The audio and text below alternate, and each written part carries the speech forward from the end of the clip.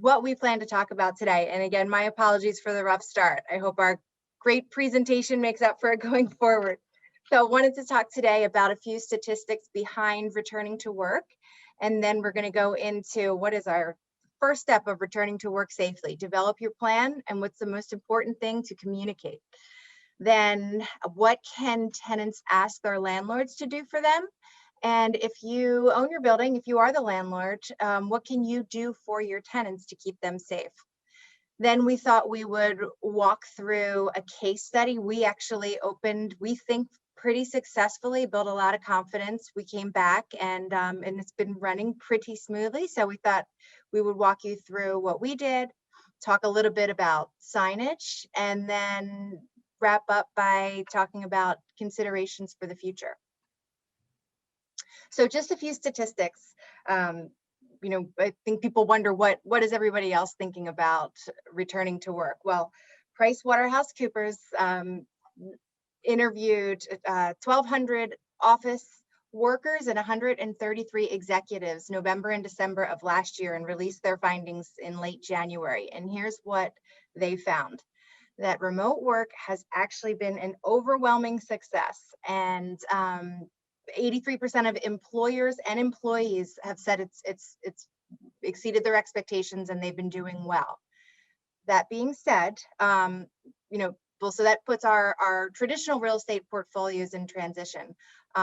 So it's working well, but 87% of executives expect that they are going to bring their people back, but they're going to need to make changes to the way they have been using their traditional office space. So 87% say we're going to make changes to our offices over the next 12 months. And the good news is 87% of employees, they miss their office. They like their office. They do want to go back. They think that they need it for collaborating with their team members, for building relationships. They miss that social interaction, for training. So that being said, most of them do not want to go back every day. But we thought positive news to hear that they do enjoy that space and they do want to have that. So of the people that they surveyed, who are the people that most need it, most want to get back, who's suffering the most? It's the least experienced workers. It's the employees with less than 5 years of professional experience. They feel they're less productive at home. They're not learning. They miss interaction with their managers, company training programs, their peers. So the interesting balance now is going to be, and we don't know, what are the amount of days that people are going to go back to the workplace.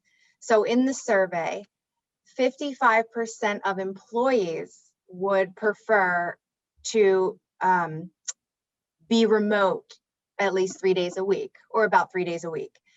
68% of employers believe that their employees should be in the office at least 3 days a week. And this chart on the right just shows that breakdown of the employers' thoughts on their employees returning. And 21% believe that people should come back 5 days a week. 3 or 4 is maybe a little more likely. The balance is going to be getting your people back. But as much as we don't want to lose people, we still want to keep them happy. They've been home for a year. It's just going to be a delicate balance, I think, in the beginning for the first few months to figure out what the optimal amount of days is.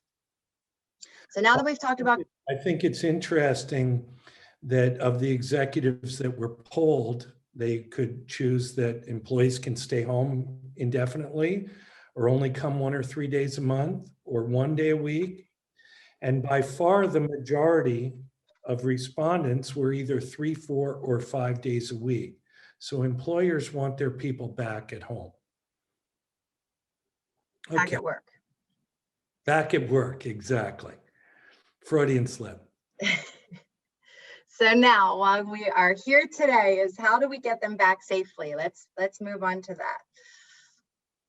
The most important thing, first step, is to develop your plan of return to work and communicate it with your employees. It sounds simple, but in our studies that we've read over, many employees aren't feeling that there is a solid plan in place, and it's leading to some apprehension. So while the employers might be thinking it over, communicate, let the employees know how well thought this is, and document it.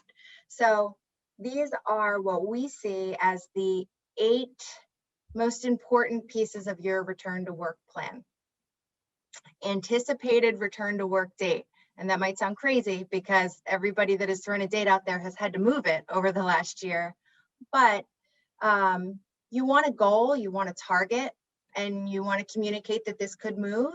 But we're aiming for May 1st. You know what? We're not comfortable with it probably till after the summer. We're going to start to bring people back in July. People want to have some sort of an idea of the timing. They don't want to be afraid that they could get a call and they have to come back in 2 weeks. You know, they have adjustments to make. Give them a goal, let them know it could change. And then disinfecting and cleaning measures. So make your plan on this, make it known, be detailed, let them know, reassure your employees you're going the extra mile here. And in the conversation a little later, we're going to tell you what you can be doing and what you should be doing. But the main point in the plan is write it out, let them know, make them feel secure that you are taking care of them. And then social distancing protocols. So you want to limit the number of people that you have for now in your common areas, conference rooms, in the restrooms. You know, you do this just with some signage. We have some couple ideas of what you can do with signage. You want to, you know, reinforce and instruct people. Try and stay your 6 feet apart. And it sounds simple, but you know what? Some people have less of a fear of this. Some people have more. So just reinforce that. And then initially, at least, while it's possible, your larger meetings, just have them virtual. If it's working, don't change that piece of it. Let those continue to go virtual. Then employee screening procedures. You need to do your screening to identify potentially ill employees before they come to the office. You can have a process where they do that at home and attest to the temperature that they've taken, or what we've done, and you'll see in our case study, is we have a setup right when you walk in, where you take your temperature, you sign off, you know, that you have not had any symptoms, and make them accountable. And by the way, the temperature checks, doing that to your employees, that is EEOC permitted. That's what you should do. You just need to treat the results of that as confidential medical information. And tell your employees that you're going to do that before they come, because when they walk into your office for the first time, let's not freak them out with something they don't expect. Next, employee safety training. Again, some of these things might sound, well, of course, or repetitive or whatever, but the more that you show your employees that you're taking it seriously, you're on top of it, the more comfortable they're going to be. And there's such a wide range of feelings over this return to work. So, you know, respiratory etiquette, hand hygiene, sanitizers in a lot of different locations. We'll keep talking about signage, and proper use of PPE. People still do need to remember the proper use and that they should be using it. And, you know, we get comfortable without it. And again, reminders, signs, it should be readily available in different locations. And then reinforce, you know, stay home when you're sick, whatever is wrong. We used to be, you got a badge coming into work if you had the sniffles, stay home. We can do this now virtual. You can still work. And then we don't see this in a lot of people's, but we actually think that it's really important. So wanted to bring it up, and it's thinking about mental health. You know, the pandemic has really done a number on people's stress levels and mental health. And you want to include some guidance on how to handle this, or you should, we think, for managing this when they come back. Offer some programs to mitigate stress, I think our company has some, webinars that you can jump into with some stress management techniques. Let people talk about how they feel. Reassure them, resend out your employee assistance hotlines if you have them, or any programs that you might have for them. Fear and stress alone are not a mental health disorder, but it can certainly lead to one. So we want to try and help that from the onset. Process for individualized requests. So employees that are returning to work may still be facing challenges at home. There's always the people that could have an underlying health condition that you don't know about that are anxious about this, but there's also people that now have different childcare scenarios or elder care scenarios that they're juggling. So your return to work plan should have some information about where individuals can go to request changes for their specific situation, make this standard. And then lastly, updating your office layout. What can you do to make them feel safer in your existing office? Is it spacing them apart, work flow of traffic through the space so that there's not collision points, things like that. And we will certainly get into some examples of that. I think we can go on. And I will let my partner take it away. Okay. So as a professional office space broker, I have literally read hundreds and hundreds of leases in my life. And the pandemic has been a catalyst for a greater level of landlord and tenant cooperation. And all of these new things that aren't written in any lease document are now important. So most of our clients are tenants in a building, and what can they ask a landlord to do for them? Well, we see landlords all over the Delaware Valley upgrading their HVAC. They are pumping in more fresh air mix, less recirculated air. They're improving the filtration in their system. So they're upgrading the filters that catch more particulates. And you'll see MERV 13 or MERV 15, I believe, as the ultimate example of that. And some landlords have gone so far as to install an ultraviolet germicidal irradiation, meaning beams of light that kill germs in the intakes of their buildings. So landlords are investing, and it is now a race to have a well building and a safe building, and landlords are conscious that that will increase their occupancy over time. So now we're also concerned about social distancing in the common areas. And one of the big problem points, especially for downtown high rises, is the elevators. So we're seeing most center city landlords are making little circles on the floor and the four corners of their elevator. Unfortunately, that doesn't allow most people to stand 6 feet apart.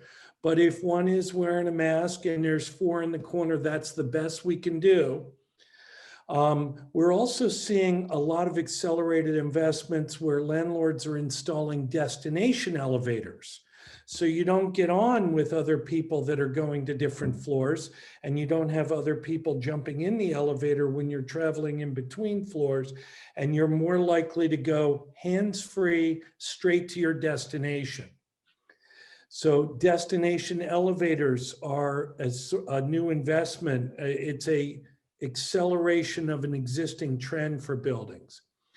And then, they're building cafes, they're common areas, they're amenity floors, there are gyms, and limiting those spaces to a lower occupancy level is important. Now, we want buildings to be an enhanced cleaning protocol. So that means getting through the restrooms more than the twice a day of the old times, to upgrade to 5 times a day. We want landlords to do a much more thorough, the janitorial crew to do a much more thorough cleaning of the tenant spaces than has been done in the past. And we're going to show you a partnership that we've established with our landlord downtown in 2 Liberty Place that's really been working for us. So, you know, when you think about it, nowhere are some of these things written that tenants can demand this, that, and the other thing from a landlord in mid-lease cycle, or landlords can pass through these extra expenses to tenants. But we also want an enhanced level of cooperation. Many of our clients share a floor with other tenants. They share an elevator bank with other tenants. They share building and parking with other tenants. Well, if the other tenant on our floor has a person who tests positive for COVID, those most at risk or those unvaccinated have a right to know that and maybe elect to continue to work virtually for another 2 weeks. So all of a sudden, if we want that from our landlord, we want to be notified if another tenant has a sick individual, or a vendor or a building contractor has been diagnosed with COVID. We want that notification. Well, part of that new partnership is, well, we have to agree to monitor our people and notify the landlord if our people are diagnosed with COVID. So it's a whole new level of cooperation that's happened with landlords and tenants. And we believe it is well within a tenant's right to sit down and say, here are the best in class things that we see happening in our environment.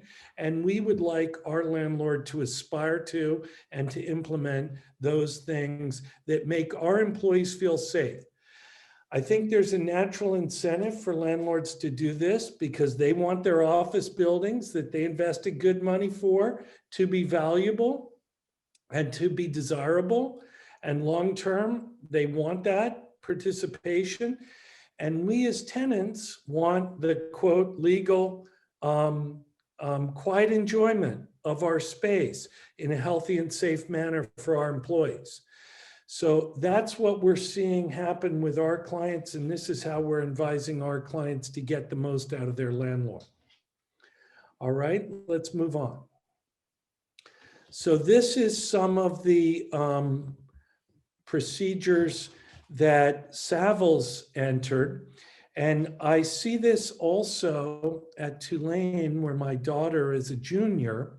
And I believe Tulane University, who offers a master's degree in public health, has implemented many of these same techniques. But any day that an employee comes to the office, there needs to be a series of policies about how they're going to come back. And we do an attestation online that say nobody in our bubble, we're not diagnosed with COVID, we don't have symptoms, nobody in our family or our life bubble has any of these symptoms. We pledge that we will take our temperature, and we have a wonderful station at the reception point in our office.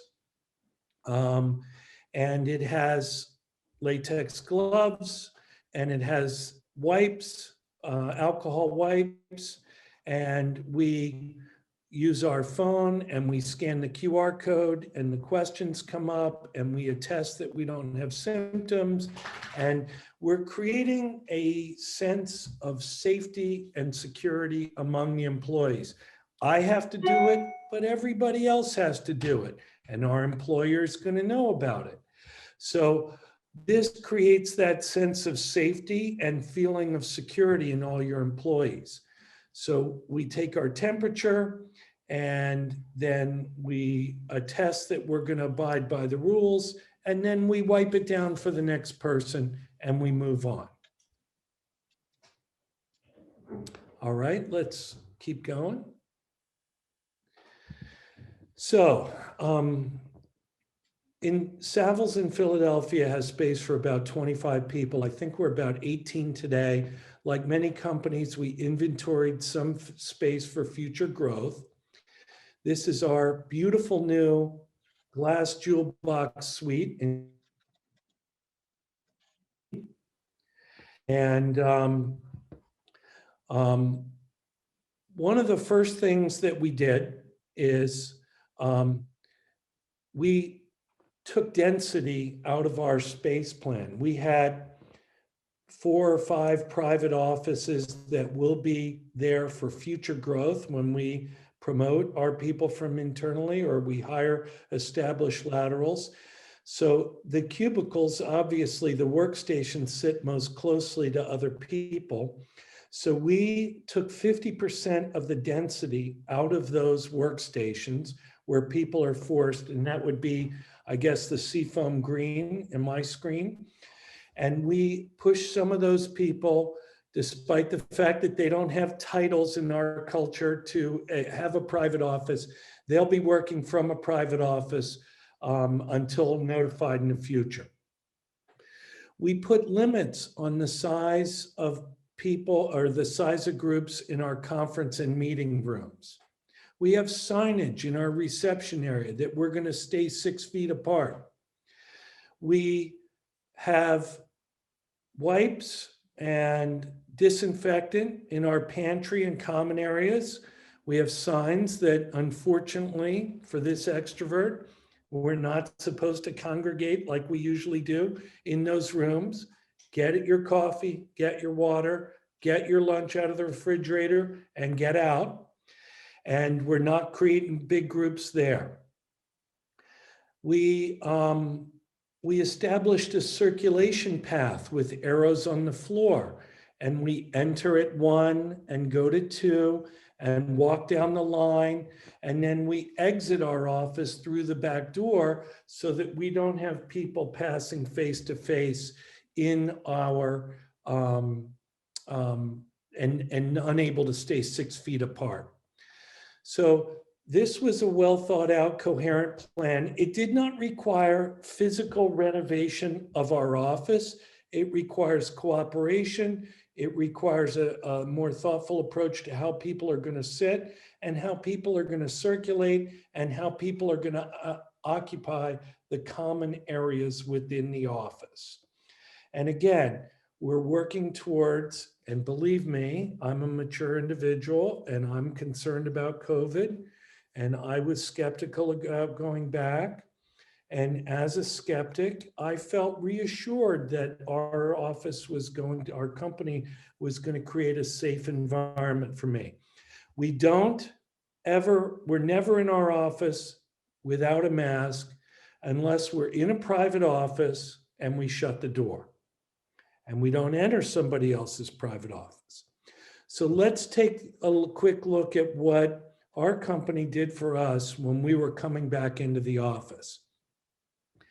And these are iPhone pictures. And this is how 2 Liberty Place and Savills did it for us. So immediately on entering 2 Liberty, we see multiple signs reminding social distancing, reminding about elevators. And by the way, elevators, for those whose businesses are in bigger buildings, are a big bottleneck. And that new level of landlord cooperation, we all know how busy high-rise elevators are from 8 to 9 and 5 to 6. Maybe a new level of cooperation with your landlords is our people are going to come in 6 and 7 and 8 a.m. and leave at 3, 4, 5, and 6 p.m. and have less of a bottleneck during the peak times. And you might be asked that, or you might ask that from your landlord. And then we come into our office, and right there in the front, screen before entering. Hey, we're back in. Here's your hand sanitizer. Here's your station with your glove and your thermometer and your QR code, and you do your attestation and you wipe down the thermometer before and after, and you leave it clean for the next colleague, and you throw your debris in the trash can. And what are we attesting for? Well, we are checking our temperature. We're checking our symptoms. We're pledging that we're going to accommodate and follow the rules. And again, we're creating a feeling of security and well-being in our employee group. Tim, do you know which We can get an platform you're using? What software you use for that, to answer the screening questions? Elaine and I talked about that last night late, and we're like, no, as a matter of fact. But I know there actually are some decent apps out there. and we'll find that and distribute that to the group and take that away from our homework, okay? Great. So some of the signage that we see, washing our hands, best practices for hand washing. It's 20 full seconds, right? 1 Mississippi, 2 Mississippi, 3 Mississippi, 4 Mississippi. It's a thorough hand washing as opposed to a rinse. We have wonderful branded Savills utensils, and we're not to use those. We're to use disposables. Now, here's a very interesting thing that happened. We asked the landlord for more cooperation and a much more thorough wipe down of our workplace and a sanitization of our keyboards. Well, the landlord said, we can't do that if everybody's desk is full of stuff.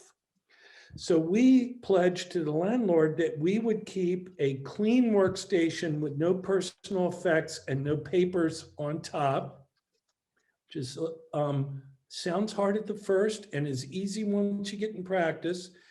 And then we have a red card, green card for anybody who has been to a Brazilian steakhouse with the go and stop card.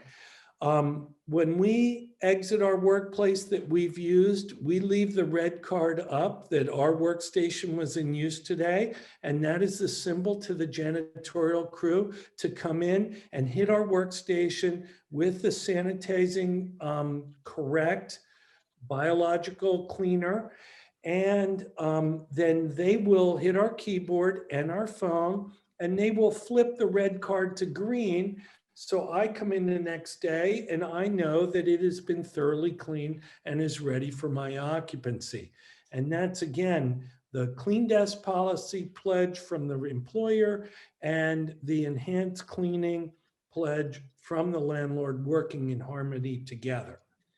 You see a sign that is on some of the desks, and many of our clients have a dense workplace, and maybe they're going to be juggling people that are coming in 2 and 3 and 4 days a week with others that are coming in less frequently.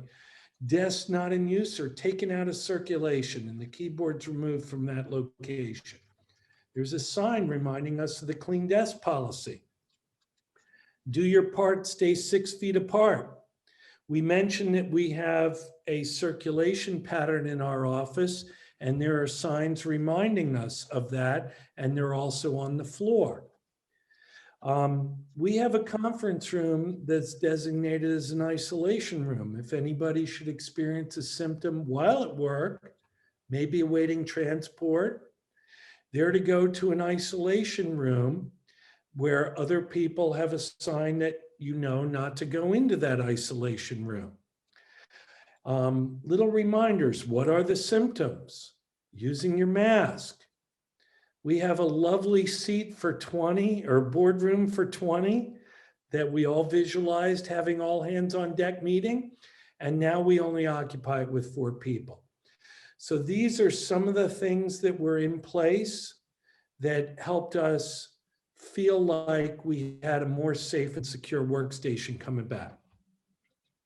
The next 2 slides are just, we went back pretty quickly and made our slides, our signs very quickly. But as this has gone on and we're realizing that this is, a lifestyle change for a while, a couple of the local design firms have come up with, some fun ways to do it. It's very important to have that constant reminder,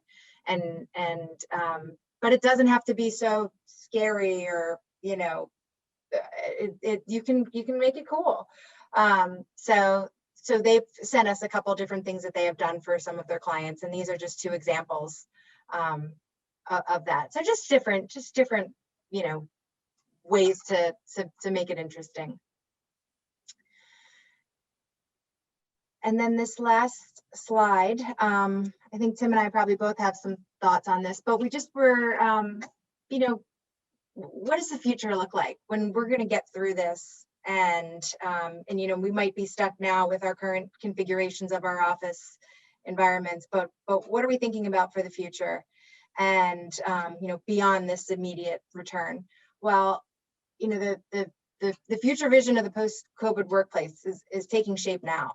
And many employees are never going to return to work as they usually did.